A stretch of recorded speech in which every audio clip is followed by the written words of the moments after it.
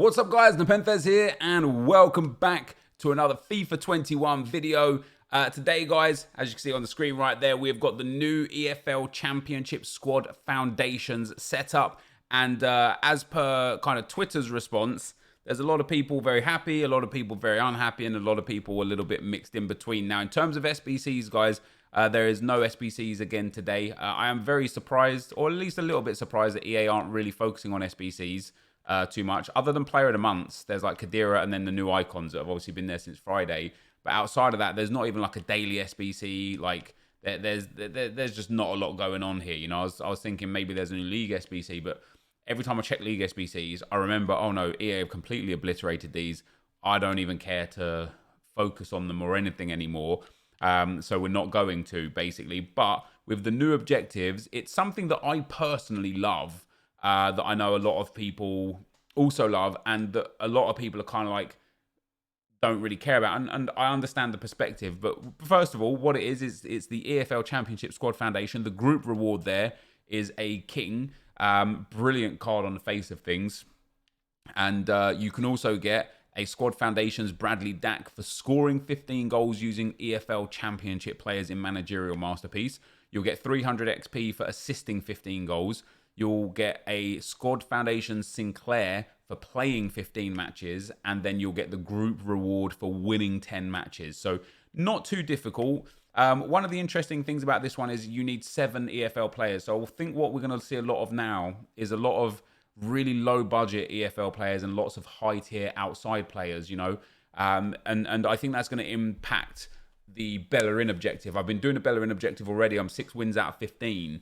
And what I've really enjoyed about that is just people just using Premier League squads. No kind of like stupid players, no like Mbappe loans or Icon loans or anything like that, but just a really standard Premier League squad. And for me, it's made gameplay fun again, just balancing the teams, bringing everyone's squads down and getting rid of all the overpowered craziness and just having just like a fun squad. I think even though it's the same requirements, I think because people will just be very happy to put together whatever EFL squad they possibly can and then fit in some big players around that, I think it's just going to kind of lose its essence. I personally wish EA would have stuck to the same managerial masterpiece requirements but gone with 11 EFL players, same as Premier League, right?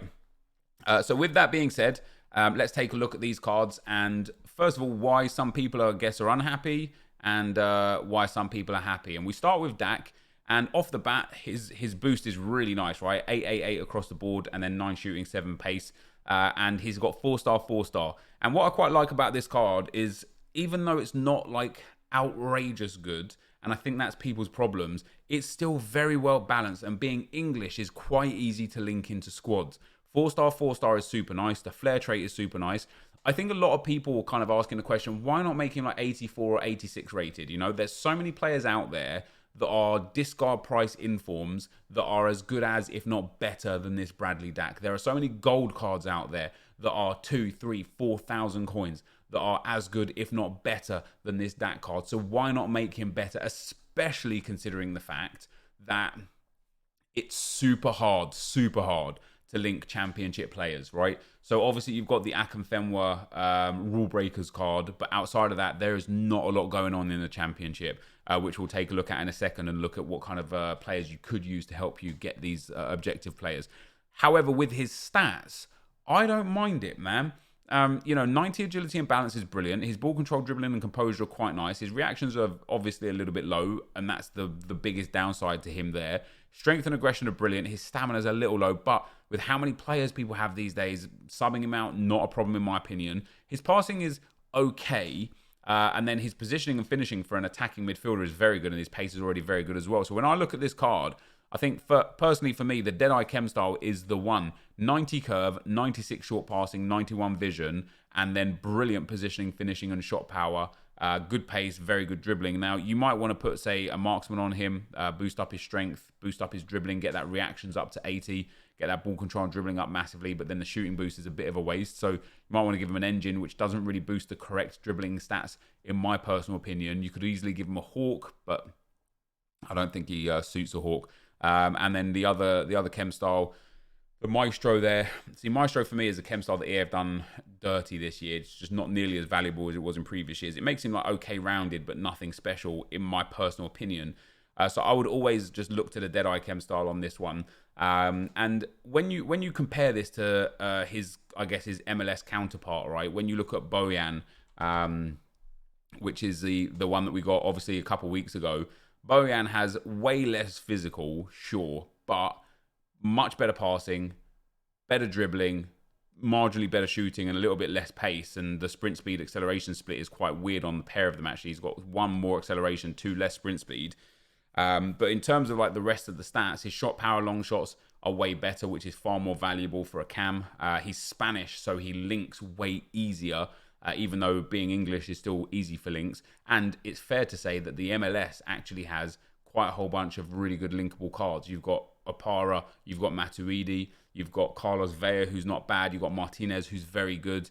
I don't know about this guy, whether he's good or not. You've got the Mora card, who's okay. Like, there's some options there, but for the EFL, there are no options there. That RU card is nowhere near good enough. Delafeu, obviously too expensive, isn't in the league anymore. The Marshall card, very hard to link him into defenders because they don't have many good defenders or even any good defenders.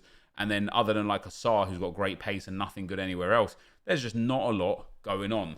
Crazy that Foster is up at 7k. People must be buying his card like crazy. But yeah, like there's just not a lot going on. So once again, like Bojan obviously offers like way more, and I think the MLS guys as well, the Lima and Long cards were so good that they offered a lot in the first place too. You know, they're both super usable. I've used them all myself for like 80 games in Rivals and in Champs. They're not as good as your meta players, but they're still good enough. And I think that Dack, people are just looking at it thinking, why not make it like Bojan? Why not give him like 85 pace, 86 dribbling, 84 shooting, 85 physical, 82 passing, you know? Make him that little bit better to the point where people will be like, okay, let me actually take out of my team player A, B, or C. Like, for example, Sinclair here looks good, right? Great boost. 12 defending and physical, 8 dribbling, 14 passing, 10 shooting, 9 pace. And isn't bad in the slightest. I personally quite like him, you know? You put a dead eye on him. For me, I think Sinclair as a striker would be great. You know, high agility and balance, which would be very good for turning in and out of the box. 94 stamina, which is perfect. Great pace already. And either with the Deadeye or what I think might be quite useful for him is the Hunter as well. 99 pace, 90 finishing, 90 shot power, 94 stamina is brilliant. If you use him as like a midfielder, like an outside cam, a left cam or a right cam, the Deadeye is brilliant. Super pace, super shooting, great short passing, good vision, great curve. Crossing is terrible. Dribbling is decent. You could even give him a finisher if you wanted. And again, make him that top tier striker. Top dribbling agility and balance. Brilliant finishing and shot power. Top pace. 4-star. Doesn't have any traits, sadly. But I think what the concern is, what the problem is that nobody is looking at this Sinclair and saying, ooh, I'm going to take Neymar out of my team and put Sinclair into my team. No one's saying that. However, if he was 84 or even 86 rated and had 2 or 3 more dribbling, 3 or 4 more shooting, maybe 4 more physical, 4 more passing, all of a sudden it's a card that you look at and you go, wow, that's on a par with like a Bamba SBC.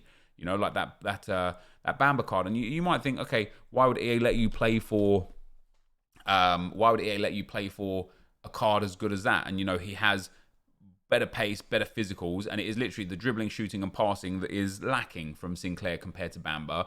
And the reason why I think EA should allow you to play for a card that would be on a level of this Bamba or do an SBC that is Bamba himself is because Bamba obviously links to way more players. Again, it's not going to be difficult to link Sinclair, but it's not going to be easy either, right? Because you are going to have to pass up on certain things. And because he's not better than a Bamba or a Hazard or a Neymar or a Heung-min Son, people are just going to be like, whatever, man. I can do him. I'm never going to use him in competitive FIFA. We're never going to use him in Champs or Rivals. We might use him in squad battles. We might use him in other objective-based gameplay, but we're never going to change our team. So for EA's tweet, which they say, unlock as many as 3 players to open up new squad building potential by completing objectives in FUT 21. I think that's a little bit disingenuous because the potential to build squads with these players isn't really there unless you're willing to sacrifice for gold card standard players that are better or as good as and considerably cheap, right? And then Joshua King, guys, I like this card a lot. 4-star skill moves, really well-rounded stats. I think with a finisher on him, it makes him deadly. I think 96 accelerate, sorry, 96 sprint speed, 90 acceleration with that brilliant finishing stats, good, well-rounded physicals, nice passing for an attacker, really nice dribbling as well, that high agility and high, like 99 dribbling. I think this is a good card, but it just comes into consideration again. And if you give him a dead eye, his shooting is insane. His pace is very good. His short passing and vision, again, very good with high dribbling. Or you could give him a hawk, which I think isn't a bad one either. Doesn't quite boost the positioning and finishing, but top pace, long shots and shot power there. A hunter as well. 94 finishing, 99 pace. Like, I genuinely think this is a quality card, but the problem is linking him is tricky. It's just tricky. Unless you link him to like Haaland and Erdegaard or something like that, which then just creates his own problems because those guys don't really fit the meta for FIFA. And that's what people are looking for, you know, the meta. As good as this card is, I understand why people are a little bit displeased with it. For me personally, I'm really excited to go and get these players, put them into a team. You know, you can literally put Sinclair, Dack, King in, boom, have King on 8 chemistry, happy days. Right, all of a sudden you've got yourself a little setup there of unique players that you don't see elsewhere. And as long as you're willing to sacrifice a little bit of your integrity or enjoyment levels, I suppose, with FIFA, you can play with these cards all day long. So I like it personally. I'd be interested to hear what you guys think, why you're going to do them or why not. If not, are they going to get into your team or not? Are you a massive fan of a player or a club that's there, so you're going to do it? And although it would have been nice, these are called the EFL players, but it would have been nice to get a Division 1 and Division 2 player in there as well. But I personally am a fan of these. Yeah, I would like more, but not just more, lots more. Give us every couple of days, pop out another couple of 3 players and make me just sit there and be like, man, there is a lot of players to grind for. I'm loving this, rather than, okay, I've done that. I'm hungry for the next. I'm hungry for the next. I'm hungry for the next. Just give me more. But that, guys, is going to be the end of the video for today. If you did enjoy it, be sure to leave a like, rate, and comment. Subscribe to my channel if you haven't already. But for now, guys, I'm out. Peace.